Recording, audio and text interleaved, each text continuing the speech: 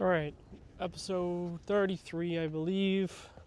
Setting myself up for failure right now. I'm obviously not the most failure because I'm not in a super public space, but I'm here out in the open. Setting up my phone, my headphones, everything.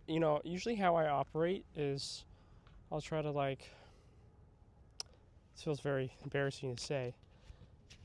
Because it's one of those things that you hope people don't notice, but if I'm setting up a podcast, I'll put my stuff behind the curb and everything. That way, if someone were to walk by and I can conceal it fast and be like, I was just sitting here chilling, doing nothing. What are you talking about? I just put it all up on the lamppost. So if someone drives by, they can see me. They can see me embarrassing myself. There's a girl or guy, I don't know, girl over there sitting out. I didn't notice until I started recording. There's people driving by, and I'm chilling. Something about being sick. Before I continue, I'm gonna repeat that I'm a very habit-based person. There's Will again, security guy. I'm a habit-based person, so I just do the same thing over and over until it feels comfortable. So I might be in that mode where I repeat a certain thing that means a lot to me. But I will go to continue to say, I'm going to put myself in situations where I'm uncomfortable. And I do believe that confidence will get you further than anything. As much as it sucks sometimes, and you have to, have blind confidence, I do think it will get you far. Like right now, I'm not a white shirt guy. I bought this shirt. I was like, I want one that's soft and comfortable but looks good on me. And I was like, as soon as I ordered it, and I was like, maybe I could do it for like a fashion thing. I'm not a white shirt guy, but now I am. I was never an Air Force guy, but I am now. I've owned 3 pairs now. But I'm just used that little small confidence boost here and there as like, here's a narrative to push. Like, oh, I'm confident here. Why can't I just be confident there? People will be like, well, he's wearing a different outfit. He's not a white shirt guy. I'm a white shirt guy now. It's comfortable to me, but it's normal. It's just normal for me because I starting to do small things like that. Like a year ago, I took that step to kind of do the fashion thing, and it's hard for me because before I would just wear what's comfortable, and now I'm just wearing what I think looks best on me and what colors coordinate with my not skin. I feel like skin is a little bit racist to say. But yeah, I feel like it's not that hard to do something so basic. You can just literally be confident and then brush it off like it's nothing, and then act like it doesn't matter to you. And that's how the fashion thing. That was like the biggest step for me, I guess, when I moved out. Moving out sucks. I still sometimes in my room, I walk out of the room with my head down because I'm like, fuck, I don't want to make awkward conversation. And there's where my confidence gets lost. But I still try every day. I'm like, I'm gonna try today, and it usually ends up being okay. You also have to realize you don't have to fill the empty space like you think you do. You don't have to, okay, I have to ask about their day. That's me being worried about the awkward conversation. You don't. And same with the fashion. You don't have to wear nice clothes. You don't have to wear something crazy just because it's crazy.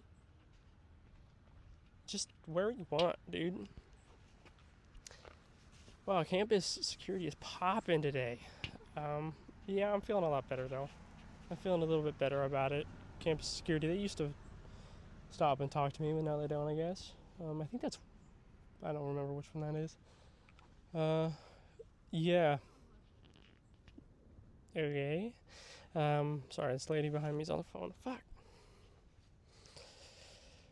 Dude, I'm sweating out here. I'm day 4 of being sick. So, found out about behind the counter medicine, and that fixed me. Big, deep breath. Stuff that makes me nervous. There's a lot of stuff that makes me.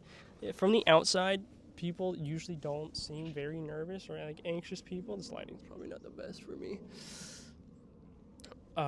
Like people have told me that I don't seem like an anxious person, but I really do feel like an anxious person. Even holding this mic helps me when I feel anxious. And now that it's on my shirt here, I have nothing to fiddle with. I mean, I have stuff in my pockets, but people tell me that I don't seem like an anxious person because I'm so, I don't want to say nonchalant. I don't know. In my brain, I feel like a very chalant person. I feel like I'm very out in the open and anxious and breathing heavy, looking hard. Oh my God. But I don't feel like that kind of person. And people are just like, oh, you seem chill. It seems like you're not even bothered by it. But little do they know, I get anxious almost at every social situation. Even if I'm like best friends with the person, I'll get anxious, and I'll be the first to say, the last to say, that's normal. It's okay to be anxious. It sucks. But the only way to fix it is to try to improve every single time and change something. And if you don't change something, then it's going to be the same thing if I were to hide in my room every time someone is out in the living room, I'm going to stay in the room. I'm going to hide, and I'm never going to improve. And maybe I'll do that for 5-10 years of my life, and then finally realize that it's time to change. But the way to fix that is to walk out and small steps. Do it with your headphones on, if that's what makes you comfortable. Say one thing, if that's what makes you comfortable. Try to hold a convo, if that's what makes you comfortable. And make small, tiny steps until it's normal. And you really are the sum of the people that you hang around. So if you hang around timid people and people that aren't very confident, you're not going to be very confident. It's okay to kind of branch out from that and still be friends with people like that, but you have to understand you're going to end up being like them if you're with them all the time. And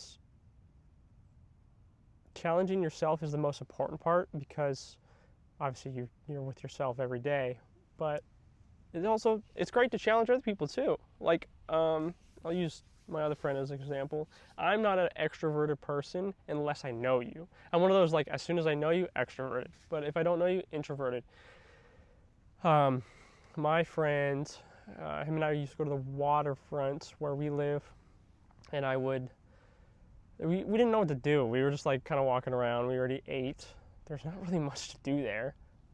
So I was like, I challenge you before we leave tonight to compliment 3 people. He said, only if you do too. And I was like, fuck. Now I am responsible. And that led me to be responsible for my own actions. And that's where it kind of, I was like, shit. So we did that. And the first few are definitely awkward. I like your shoes. Yeah, thanks. Yeah. But then it became easier. 3 turned into like 5 or 6. I was able to ramp it up more. I wish I could sit further back where the lighting is a little more pleasing on my face, because I want to look hot for the podcast. Yeah, it's easier over time, over repetition, because like if you're comfortable with something, me and this lady in the background, if you're comfortable with something, you're gonna be able to fine doing it. If you know how to do pull-ups because you've been doing them every day for 3 years, you're not going to show up on a random day and be like, I don't know how to do these. I don't want to do these in front of anyone. I'm too nervous. You're still going to do it. And even if, maybe you feel off that day, but different subject. blind confidence will really get you there. And that kind of goes with the main subject that I've been thinking about is today's subject is faking it till you make it. Now, if I'm walking down the street and I'm just walking, I did this today actually, and I thought of it while I was on the way here. I'm walking down the street and I pulled my phone up to take a photo of myself. I forgot what it's called. There's like a phobia for that. It's like not agoraphobia, but something like that. Where you always feel like people are watching you and you're super anxious. You don't like to leave the house. Like I feel like if I go on a walk, people are staring at me. And maybe it's true, whatever. I feel like if I hold the phone up, I'm like, people are gonna stare at me and think I'm weird. But if you hold the phone up and you're like taking photos, checking yourself out, people will either see you, they're gonna think what they think, but they're gonna see you as the confident guy, even if they're judging you negatively. Like, oh, okay, that guy just does this all the time. These are pretty big assumptions, but they're gonna be like, oh, he does that all the time, and it's just normal to him. But if you hold your phone up and you see someone looking and you hide it, you're gonna be seen as insecure. It's like regardless of whether their thought of you was positive or negative, if they're gonna be like, oh, he's fine. I wonder why I wish he wasn't so scared. I didn't mean to scare him. He can hold the phone up as much as he wants. Maybe they just glanced over you. But if you see it as like, I'm confident, who cares, whatever, I'm just checking myself out. This is more for like pretty strongly insecure people. And I would put myself there, sadly. You just have to do it. The exposure therapy thing I talk about all the time. I kind of want to go sit on that bench. The exposure therapy thing I talk about all the time is you have to like do it. Start in small pieces. You can start in big pieces, but it definitely doesn't go as well if you do it in bigger pieces. Like if I were to start filming YouTube videos like in the middle of Portland, yelling at people and making skits, that's not gonna go over well. It's just not. But this is small exposure. Like keeping my phone up there while the security guard was driving by is like huge for me. Like I don't think you understand how huge that is for me. I can't sit, bro. I was gonna sit there, but I can't sit. I like walking too much. Yeah, you just gotta expose yourself to small situations like that. And I guess it's kind of a small subject. I was gonna say a bigger subject for a bigger day, but small things make the big picture. So small actions along the way will make the big picture. You can't make big chunks into the big picture. And that doesn't only apply to exposure therapy and stuff like this. It also applies to pretty much anything. Like if you want to get bigger, you want to eat better, you don't just start the next day by having the perfect diet. Sorry, the perfect diet. You have to start by bringing a carrot with you to work, bringing an apple, swapping the apple out for something else. Like right now, something I'm working on is I'm trying to work out more. Wow, it's really busy over here there's a lot of bushes right here. Something I'm trying to work on is, sorry, those were clacking. I hope that did not pick up on the mic. Something I'm working on is working out more consistently. I work out when I'm at work, which is like 4 days a week. And the issue with that is whenever I work out, my recovery is so bad that I get sick. And I got sick. And I've been sick for 4 days now. It doesn't happen to other people. I don't know why. It's just me. Maybe it's an immune system thing.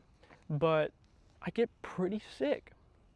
So rather than giving up, which I definitely could, and I have, because this has been happening for the last couple of years. I'm going to go back to the gym when I go back to work, and I'm going to work slower and work in those small increments and not overload myself. and then I'm gonna eat well, because I mean, I wasn't eating the worst when I was at the gym last week, but this is like my second week back in like 6 months, and my body's like, nope, shut down time. So I need to, start off small, and don't go to failure every time. I mean, as much as my coworker tells me to, don't go to failure every single time. Yeah, it's going to be a hurdle for sure, but small things all add up. Every little detail in an art piece, oh, like a plane, makes the face structure of the portrait, I guess. You get what I'm trying to say. Just make little steps today, and that's all I have to say about confidence. I don't really have much else to say. I